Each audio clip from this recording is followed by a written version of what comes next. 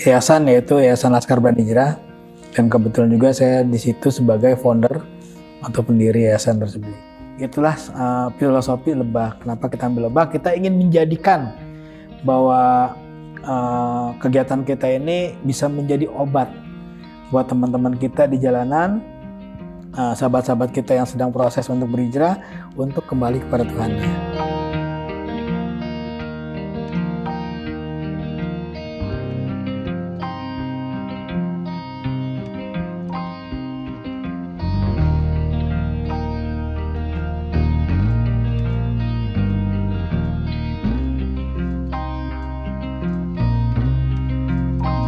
Assalamualaikum warahmatullahi wabarakatuh. Alhamdulillah hari ini saya diundang untuk bersama teman-teman dari PKS Muda. Perkenalkan dulu, nama saya Wirawan Yogiasono, SPD Kons. Saya berasal dari Depok. Ya, saya tinggal di Depok dan alhamdulillah sampai saat ini saya membuat suatu kegiatan yayasan, yaitu Yayasan Laskar Berani Hijrah, dan kebetulan juga saya di situ sebagai founder atau pendiri yayasan tersebut. Awalnya itu kita komunitas yang bernama Center. Center adalah singkatan dari Seniman Terminal, yang mana dulu itu kami bertempat di Terminal Depok, dan memang anggota-anggota dari center ini adalah pengamen semua, pengamen bis kota, pengamen angkot, dan lain sebagainya. Dan kebetulan center ini kita membuat suatu kegiatan yang bermanfaat buat teman-teman yang masih di jalanan. Kita ingin lebih optimalkan dengan cara mendirikan suatu lembaga yayasan bernama Lebah. Kenapa kita ambil Lebah? Karena kita sudah tahu di surat An-Nahl bahwasanya Allah sangat memuliakan seekor binatang yang mana kotorannya itu menjadi obat, semacam madu. Terus kemudian sengatannya pun menjadi obat. Dan bila diganggu dia akan marah. Bila tidak diganggu dia akan baik. Itulah filosofi Lebah. Kenapa kita ambil Lebah? Kita ingin menjadikan bahwa kegiatan kita ini bisa menjadi obat buat teman-teman kita di jalanan, sahabat-sahabat kita yang sedang proses untuk berhijrah untuk kembali kepada Tuhannya. Itu alasannya didirikan Yayasan Laskar Berani Hijrah. Laskar adalah pasukan. Jangan disalahartikan bahwa laskar itu yang konotasinya dengan yang negatif. Tapi ini kita berbicara pada pasukan tentara Allah yang bersiap berani berhijrah untuk sama Allah. Seperti itu. Awalnya kita itu ada di Terminal Depok untuk markas ya, atau sekretariatan. Kemudian sudah digusur, akhirnya pindah kita ke daerah Lio, Kampung Lio, Depok ya, Kampung Lio Depok. Dan sekarang juga ada keterbatasan dana yang kita miliki, kita tidak bisa meneruskan sewa tempat. Akhirnya saya saya putuskan untuk sekretariatan di rumah saya. Untuk sekretariatan Laskar Berani Hijrah itu di Depok, di Jalan Gandaria 1 RT 6 RW 6. Kalau pengurus itu mayoritas dari kita masih milenial ya, anak-anak mahasiswa ya. Ya yang masih kuliah, ada juga yang masih SMA. Karena memang di tempat kita ini, di yayasan kita ini, orang-orang yang seperti itu harus bersemangat. Jadi kepengurusan kita itu kebanyakan dari anak-anak yang masih kuliah. Dakwah ini yang kami lakukan itu kita membuka peluang buat siapapun. Yuk, yang penting kita bisa memberikan yang terbaik buat teman-teman kita yang masih jalanan. Seperti itu. Saya di tahun 2010, 2008, 2009, 10 itu saya sudah di jalanan. Sudah di jalanan itu sudah mengamen ke bis-bis, kereta. Waktu dulu bisa masih kereta ya, di kereta api. Ada keresahan-keresahan di mereka itu yang kadang-kadang kita juga sangat prihatin. Saya itu awalnya waktu itu saya dalam keadaan mabuk. Mabuk itu saya tanda kutip ya. Saya tertidur di depan ruko.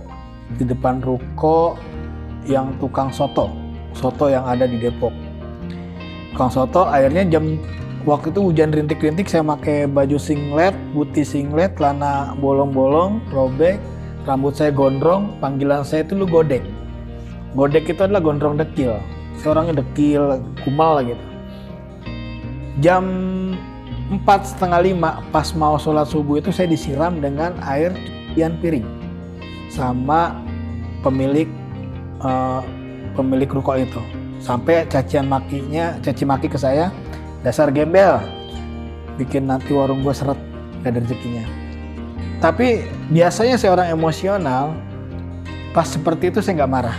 Padahal mata udah pedes sama air cucian piring, gimana ya, air soto apalagi gitu. Akhirnya saya dalam hati berucap, suatu saat saya akan datang ke sini dalam keadaan yang berubah. Saya begitu. Saya akhirnya ke masjid, namanya Masjid Al-Mutakin di Terminal Depok. Di situ saya terinspirasi dengan sebelum itu saya sholat subuh, saya mandi di masjid, saya sholat subuh, setelah subuh saya ngamen. Selesai ngamen, kalau bahasa dulu tuh uang kontekan ya Mbak ya. Jadi uang receh itu kasih di tempat permen ya, bungkusan permen gitu. Di masjid itu menyetel, waktu dulu masih ada nyetel kaset yang di mic gitu ya. Ucapan Yusuf Mansur tentang konsep sedekah. Kalau kamu ingin bahagia hidup dunia, lakukan 3 hal. Mimpi, doa, bergerak. Itu.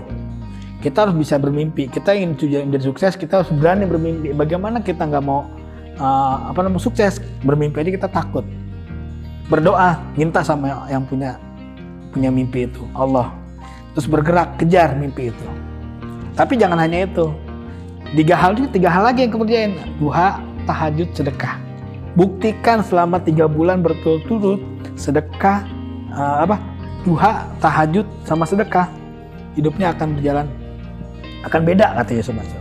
Waktu itu saya ingat banget situ. Kontekan yang saya punya itu, saya taruh ke masjid semua Mbak. Nggak tahu berapa jumlahnya, hasil saya ngamen pagi. Bismillah, saya ingin berubah diri saya.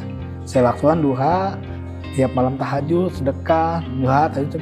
Alhamdulillah, lama-kelamaan saya dipanggil sama teman untuk ngajar di salah satu sekolah SDIT Al-Qolam Depok, itu di Jalan Pemuda di Depok juga. Saya ngajar pramuka. Saya ngajar di situ. Saya alhamdulillah bertemu dengan teman-teman yang baik, ustadz dan sebagainya. Kemudian setelah itu Allah nggak ninggin lagi derajat saya, dikenalinlah dengan ketua umum JSIT Indonesia, Bapak Sukro Muhab. Di situ saya menjadi pengurus JSIT.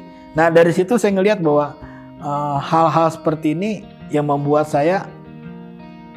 teman saya harus berani nih, seperti sini nih. Bukan berarti saya mengatakan saya sudah sukses ya.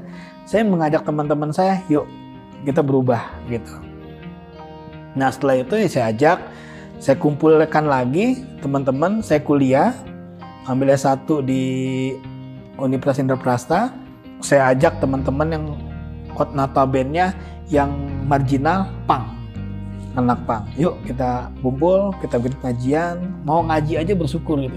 Ternyata saya punya konsep saya itu ya, bahwa anak jalanan kalau ketemu makanan, insya Allah dia kan dari lubang semut akan keluar semua. Anak-anak itu teman-teman kita tidak terlalu asik dengan kehidupannya dia, dengan ya pergaulannya dia. Mereka juga harus kenal dengan Tuhannya. Dan saya kaji lagi, ternyata mereka itu yang kami khawatirkan 3 hal. Yang pertama yaitu kriminal, narkoba, sama seks bebas. Supaya mereka tidak terjerat seperti itu, ya mereka harus mengenalkan Tuhannya dengan pengajian. Dan kita di Laskar Berani Hijrah ada challenge, yang siapa yang bisa hafal surat Ar-Rahman, dia akan mendapatkan hadiah.